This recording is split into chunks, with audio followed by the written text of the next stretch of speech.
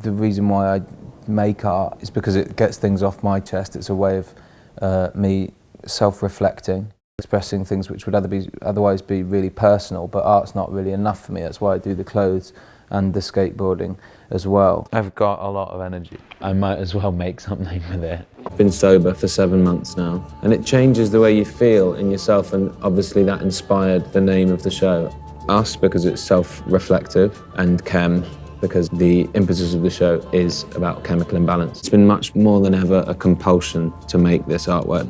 In a moment so much, I'm quite a control freak, and I'm really particular about things. I mock it up so that it's in my mind, and then over the next sort of couple of weeks it'll develop into the finished product. So things take quite a long time for me. Really just creating things in general. And one thing that skateboarding really taught me is the importance of persistence in everything, because nothing happens overnight, whether it's learning to do a trick or a particular sort of type of artwork evolving to what it is. There's a reason why you keep yourself so occupied like that? Yes, because I'm insane.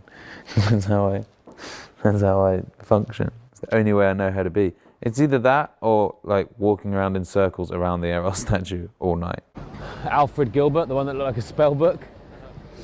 He's the designer of the Eros fountain. And that's really the Thames logo. Always has been. There are certain skateboarders which were just really creative and doing things outside of skateboarding. Photography, like music. I play music. I really want to get into painting. My dad is a painter, and so he's gonna like show me how to do it, hopefully. Well, I make like clothing and stuff like that. I'm usually in charge of like the photo shoots. Staying busy.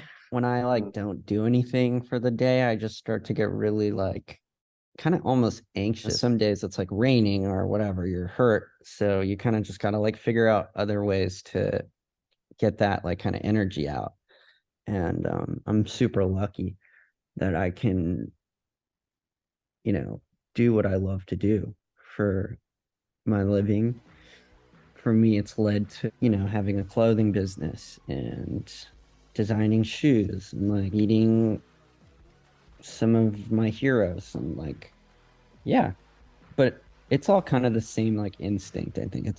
I was lucky enough to work with somebody that also identified things don't have the same impact. We spoke about what's the point of doing art in the same manner. It just felt like if we were to do the same thing over and over again, you get that one day of success and happiness and fulfillment, but for all the time that goes into it, it's fucking crazy. Working with somebody like Bob that was able and wanting to take a chance for the sake of challenging the medium, working with Quasi as well, they completely nourish that creative mindset. They're willing to be bold, and they've created a brand that is hard to track down of like what it is. And I think that's really special, and it was really nice to be able to have that opportunity to press publish on a video that you have no idea how people are going to respond. We liked it. That was the one thing that kept our foundation strong. At the end of the day, if everyone else hated it, we saw something in it that resonated with us, and it had a feeling.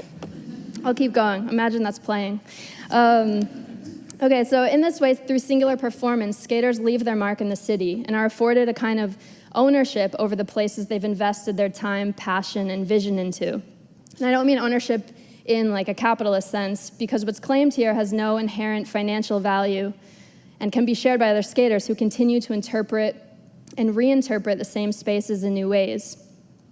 Nevertheless, to the skate community, it's through this process that the identity of individual skaters becomes meaningfully linked to particular structures and places in the city.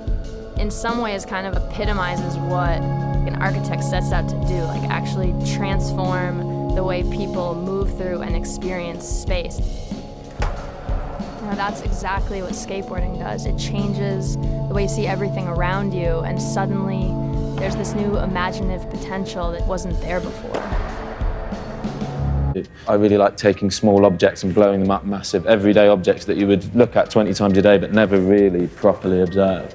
And then to see like even just the tears in the things, which you could only get that effect manually. Some people see it, some people don't see it.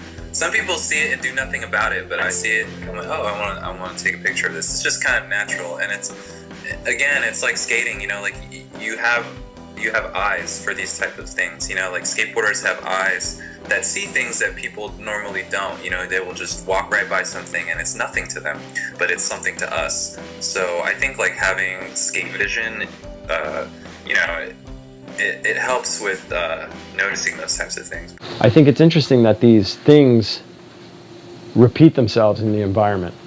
And the average person would probably walk by and be like, oh, that's trash. Then I started to notice that there were certain categories of things that I would find. So what I started to do at a certain point is I would take the things in my pocket home, I'd lay it out, and I'd be like, oh, this goes with this. Yeah. These are the Post-it notes that I collected today. These are the playing cards that I collected today. And over time, these massive collections started to kind of build. I went to school for photography and I did like a couple sculpture classes. Well, and I started working for this artist, Sarah Vanderbeek, helping her make her sculptures. And then eventually I was just like, oh, I kind of want to do my own mold making stuff. Hockey X, couple drawings like would flash during the video. All of my drawings were in like my section of the video, and a lot of my drawings I think are like kind of in graphics too. Benny will put it in a graphic and I think it's kind of cool like that. This was in a board. This guy was cropped out, but the blinds and the dude across the whole board. I've been kind of drawing like my castles and buildings, so I kind of start off with that and then I just kind of freeform it. Every once in a while I'll do a sketch before, but that's pretty damn rare. Like I pretty much just thought of what I was going to put on this as I'm putting on it. But I know I kind of apply the colors and then out of that I come up with something, you know? I mean, I'm just a small town dude, you know? I'm from a small town in New Jersey. So I really think it is like an art form, you know? Skating is my favorite, probably one. Music as well. I think they're like that for me. But who I listen to? Well, lately I've been listening to the Smiths a lot. It's this band I like. It's like the only music I listen to. I want to look cool and play something cool. Kind of rock, but not too rock. Original press, dude. We drew a lot of inspiration from kind of Americana, jazz, Blue Note record label, and stereo and its graphics and its videos kind of were born out of this design aesthetic. Jazz bands or blues bands or soul bands was from my parents' record collection. Records aren't perfect. You can hear the needle popping, you can hear the noise in it, but the tone of it is beautiful. There's very few audio examples that can hold that tone to me, to my ears. Certainly say that skateboarding, for the many creative people in skateboarding that have also done other creative things, skateboarding is absolutely the seed.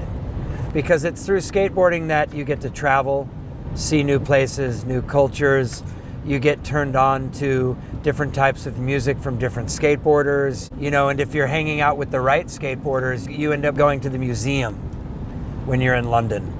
And certainly because of Mark Gonzalez, you know, my hero, I learned about Bob Dylan early on and Neil Young and John Coltrane and art and so throughout skateboarding I was really turned on to these things.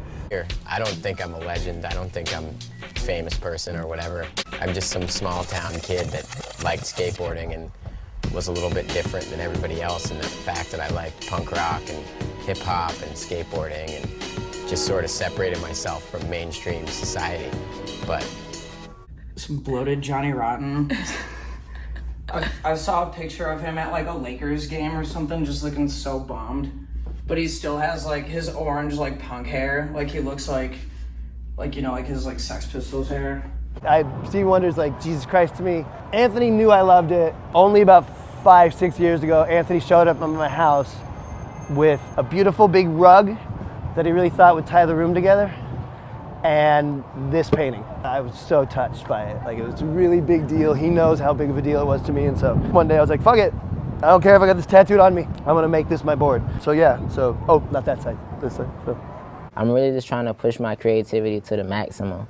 And like, not even forcefully, just like just see where I can really take it, you know, if I try and just work with others, you know, because like, I don't know, I'm like a shy person, so like I really, you know, living in New York helped me break out my shell a little bit. Look at it kind of like dealing with a song like you're making like dough, like pizza dough. You can't overwork it, you know what I'm saying? So I feel like I'd rather just get all my good ideas out, and once it starts feeling like I'm forcing something, just let it be and move on to something fresh. Because I've been working on like a solo album in the crib.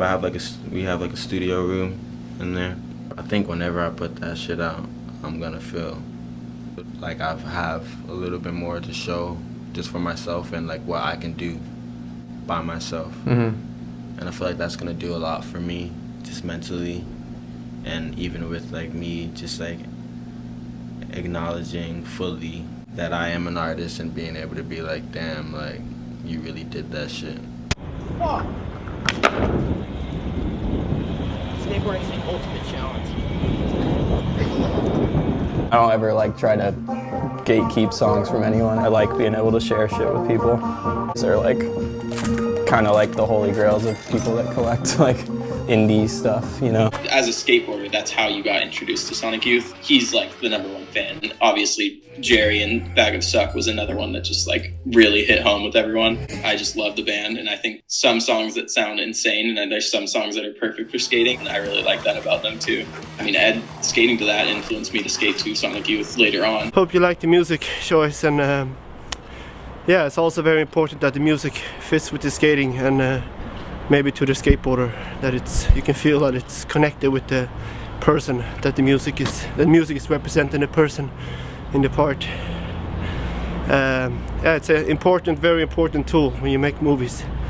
It's kind of like the first thing you have to have is the base, the foundation of the movie. Really excited about the idea of cinematography and working on set and being a cinematographer and making films and stuff. So, like even just outside of skateboarding. I had no plan on doing any skateboard related filmmaking at all.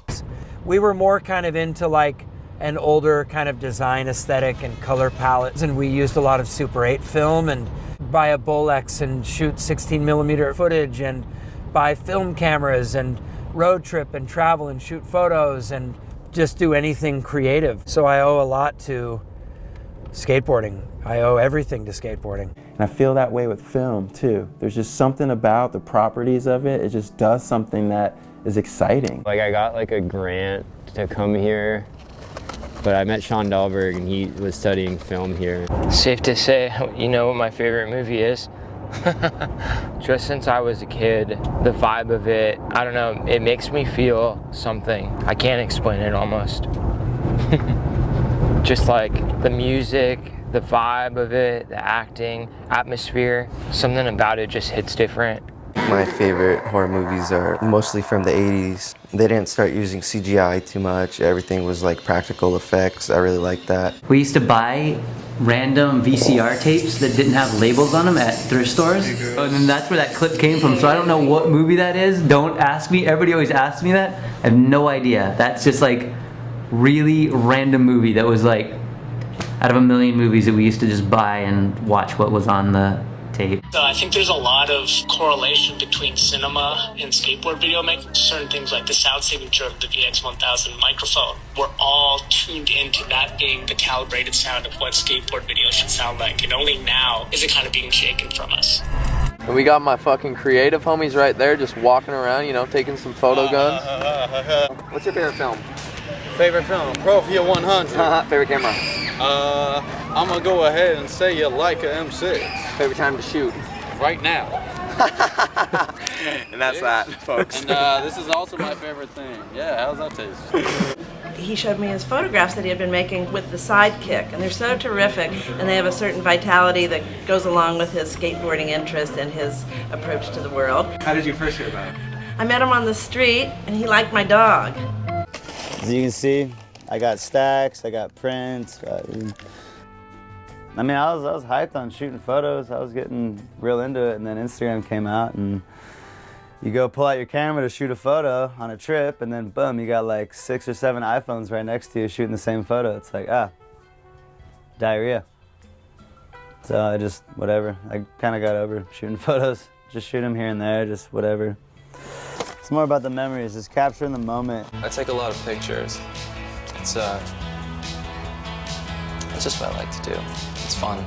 And I have a terrible memory, so I get all these nice memories to remember everything by. The very nature of skateboarding with the magazines and everything, and there was a lot of imagery happening and a lot of friends that were photographers that would give me prints after we'd go skate and they'd shoot photos.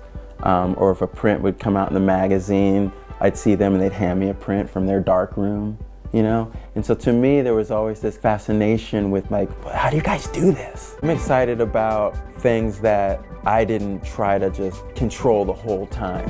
I think it lends itself to this explorative experience. That's what I like about shooting film and printing, is because I don't have full control. I've got the materials that have their say in the matter too. It's really just, the only thing that I need to focus on is getting out the door. Like, getting out the door is the most important thing that I need to do. Everything else is completely random, and it's just, you sort of just get into a flow of direction that I don't really control it. And that always stuck with me. And I think it helped me with the phone series stuff. Just like, oh, like, you know, like, you don't have to be making a photograph. You know, like, thinking too much will like get you fucked up. So that is something that in both worlds exist. You know, like, just, you need to just trust your instinct and just react. React how you need to react. Don't question it. That sort of applies to both worlds. But skateboarding helps me shoot photos of stuff I like because, you know, it always brings me to new places with new people. So without it, I don't think I would have a lot of my favorite photos, because I get to travel all over and meet new people and stuff. Day and age of social media, more important than ever, if you really are passionate about something, your art, your photography, whatever you want to call it, so much of it has to do in the presentation, how you present that. The idea of taking these moments, these candid moments that are very special to me, and presenting it on a beautiful silver gelatin paper, like, to me, that is the best way to present what I care so much about. It was one of those days. Dylan was totally on fire. He did it, and he did it really good. I knew that it was gonna make a perfect photo. It's like a plastic camera. Yeah, it uses 120 film. It's kind of like a toy camera, but you can get like really cool photos from it if you get lucky. Yeah, get them developed and scanned and then send them to Cyrus and Aaron, either to use directly or like they can mess with them and like use them to make a graphic somehow. Cyrus and Aaron make like pretty much all of them. This type of photography, you miss a lot. You know, I talk about this with Ed sometimes and like all other photographers. It's just like you miss so much and you get really angry about it and you think about it, or you dream about it. You're like, I missed that one thing, and you think about it for like I can think of a bunch of photos that I didn't take, either wasn't fast enough, the photo didn't come out, or I was just too scared to take the photo, you know what I mean? So, you know, I look at all the work and I'm like, oh, it's incomplete because there was so much that I didn't get, you know, but whatever. Taking photos is just full of failure, and skateboarding is like that too. It takes a lot of work and perseverance to like get what you want. It's very helpful to have been a skateboarder first. It's really cool that all of my like kind of interests and skills, like skateboarding has a place for them, you know, and so I've been able to like do so much of what I love like inside of skateboarding. All my interests, whether it's skateboarding, whether it's photography, whether it's music, to me, there's always a common thread through it all. This idea of just finding enjoyment in things that are challenging. If I'm into something, I'm just into that. So I've got blinders for the actual thing that I'm doing. So like if I'm working on photography or working on a book, I can't skate, I can't play music. I'm just my mind. And if I'm working on an album, I can't shoot really, I can't skate really, because all my energy And so I get very locked in and focused. I can't multitask. I'm pretty conscious that he's aware of the color palette of what he's wearing when he skates a spot, like how it looks on the backdrop. Like, I wouldn't be surprised if that's something subconsciously that goes into his head. Production design and wardrobe, those are elements that are in cinema. Guns. He's like our Picasso, he's our Mozart. He's the dude that fills in all the dead space with so many interesting things, whether it's like his art, you know, Ali Shifty's like drawing on his shoes, drawing on his grip tape, whatever. Like, he always kept you interested. And to me, you know, skateboarding is about riding a skateboard, life, art, fashion, music. And honestly, Mark gives you all that in spades and always has. It all led up to video days, because then I think that's when we saw how magic Mark really was, because he had his hand in the music and the art and just how quirky and brilliant and amazing his skateboarding was. Skateboarders, they're serious about what they're doing, you know, they wouldn't let that slide. Like, in school, a lot of times I think they let kids settle for less, or like they teach kids like that it's all right to just pass. But it's not, for a skateboarder, it's not all right to just pass, you know? You want it perfect, you want to land it, you want to pop it up, catch it, you know what I mean? Like, for us, if the seat don't look right, I'm taking that seat off and putting a new seat on there. Big corporate stuff, and you're angry, like, use your anger to skate better or to make better art, but don't use it negative, you know? And to talk bad about stuff is just like it's not accomplishing anything, you know? Kind of had an apartment for a hot minute in Finland. It was good. I liked it out there. It got away from California and skateboarding industry. You kind of like get to like really skate again, you know, when you're not mixed up in like who's who and who's done what where. So it was really an influential time in my life. Definitely is what like kind of made this part what it is, because it really like got me to think like I didn't have to jump down the same set somebody else did and like show off like what my move was at the same spot somebody else had a move. Got draining. Just like kind of annoying to like try hard and like try to care about something that's like not really like being cared about. I saw where the skateboard companies were becoming less and less someone's identity.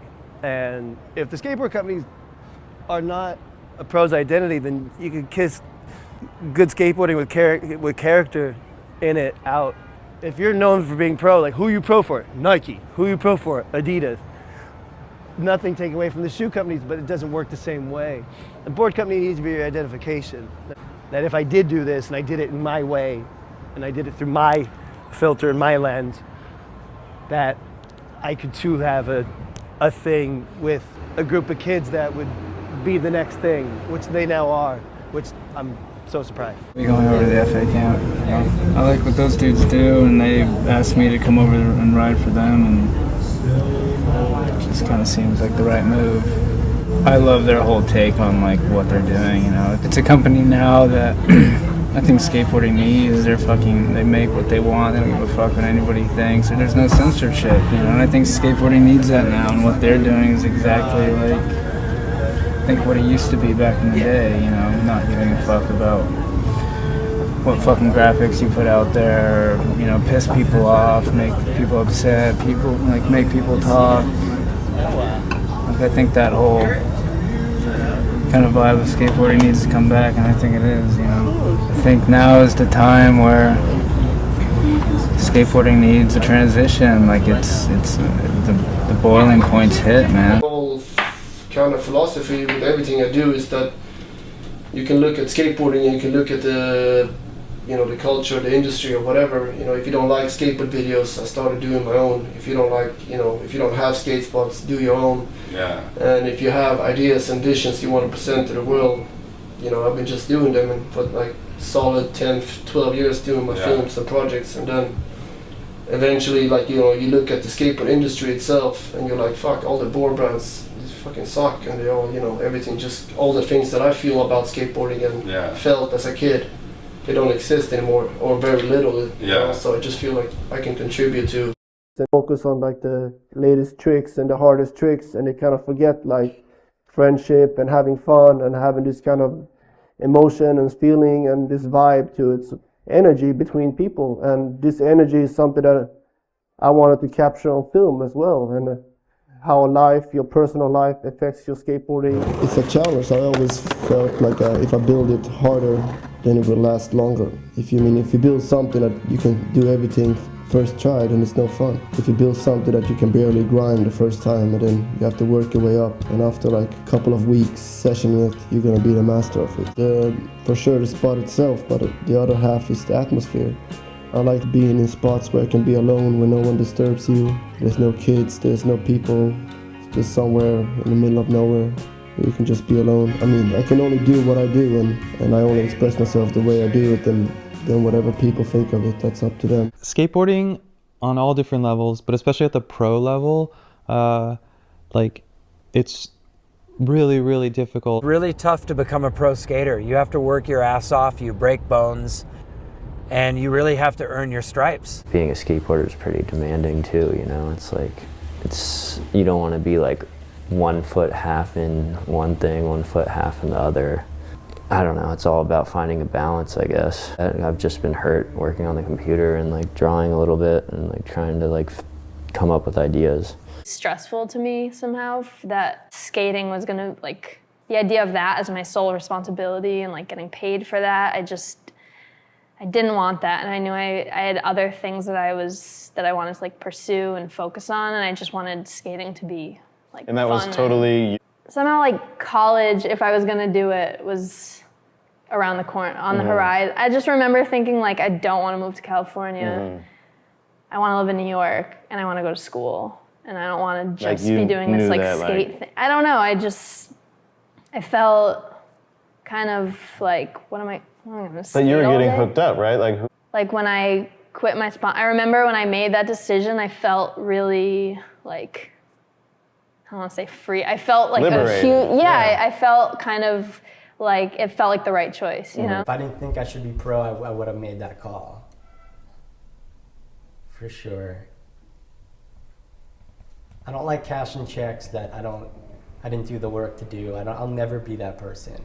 I've never cashed a check that I'd never did. That's a weak person. That's a lame person. I just felt like I had like a really good period with stereo. I'm not going to try to milk it. I'm not going to try to like put myself in a position where I'm having to skate if I don't want to skate or not feeling inspired by who I'm with or what I'm a part of. So I'm just going to go off and do something else. Even though I was like traveling and I was skating and getting free boards and skating with some of the best skaters and they were my really good friends, I just wasn't like happy, you know? And it took a while for me to get out of that. So yeah, I was always sort of square. I never was partying ever. I didn't respond to that by going out and going get fucked up all the time. I responded to that by sort of just becoming really, I wouldn't say I was antisocial, but I was really solitary, you know? I would just kind of like hang out at home a lot, watch movies, read. I got kind of depressed. I feel like that period of time, there was like 2 or 3 years where I think in hindsight, I should have probably been skating all the time and ripping and probably would have turned pro. But I was just in this weird funk, you know? Especially because I isolate myself so much. And it's like so naturally that like, I don't know. Like from your friends? From everyone, yeah. From my friends, from from even myself, because I don't even be like realizing this shit until like way after the fact. It was hard mentally because we were traveling so much and that like wears you down, you know? So we were traveling almost constantly for 4 years or something. And after a while, and I went on like almost every single trip. And after a while, sort of like the conditions under which we were filming were not conducive to sanity.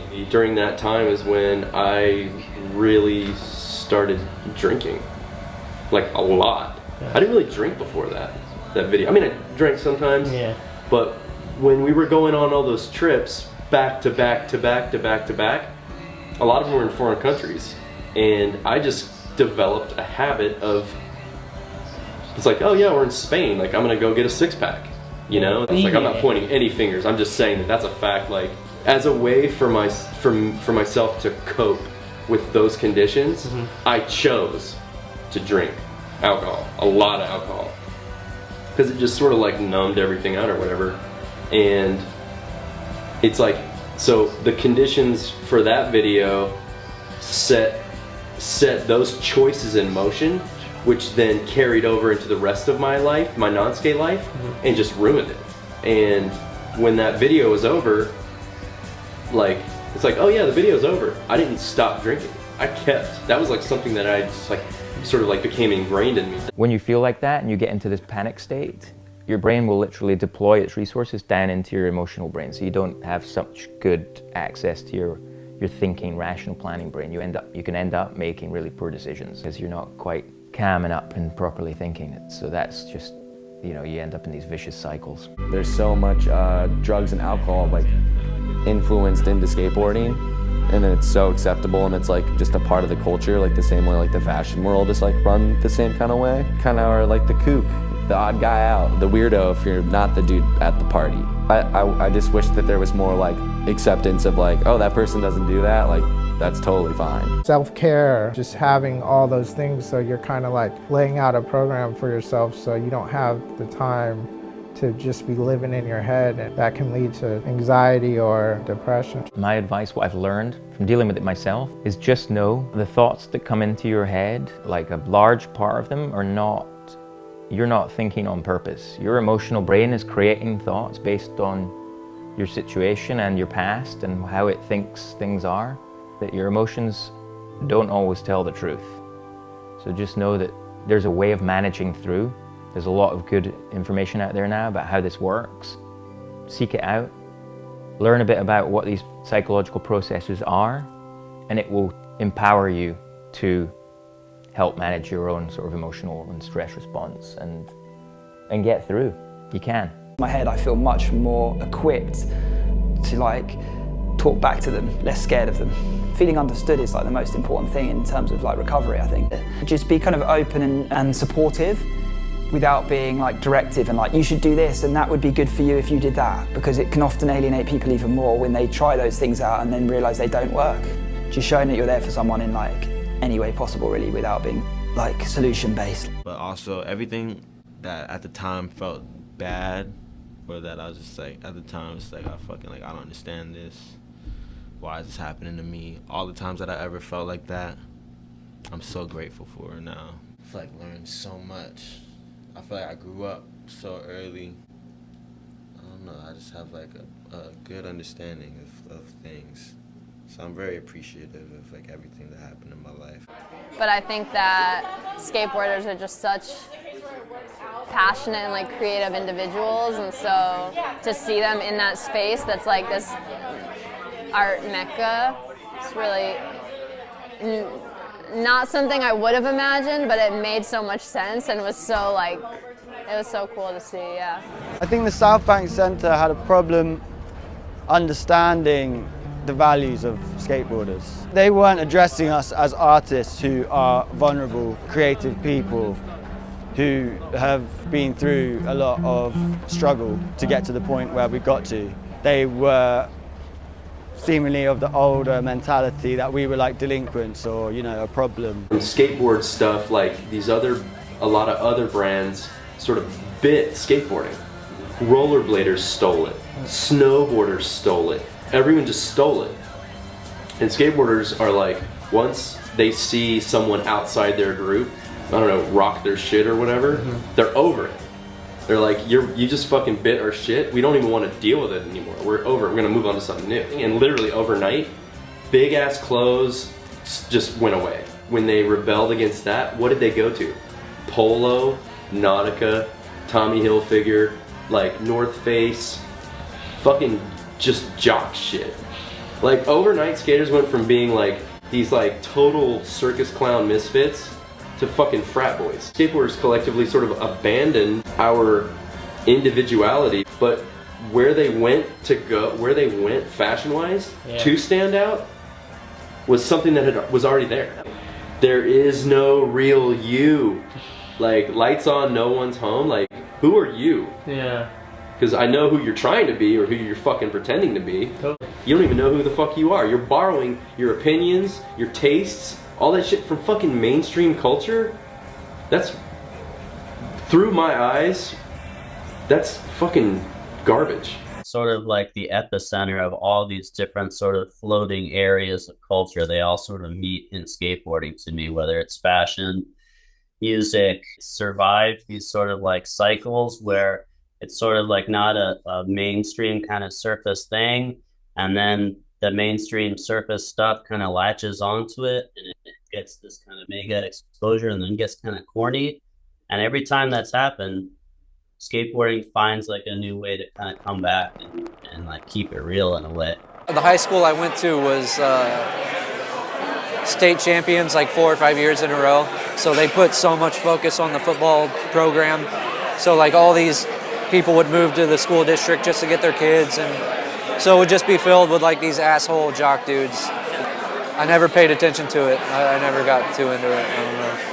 That was part of the whole like anti-society thing that I grew up with. So I was like, skateboarding, you get kicked out of everywhere. So you always feel like that outcast anyway. And I think maybe that definitely had like a little bit to do with it. It's like, you know, like no matter where you go, like someone's like, oh, you can't do that here, get out of here.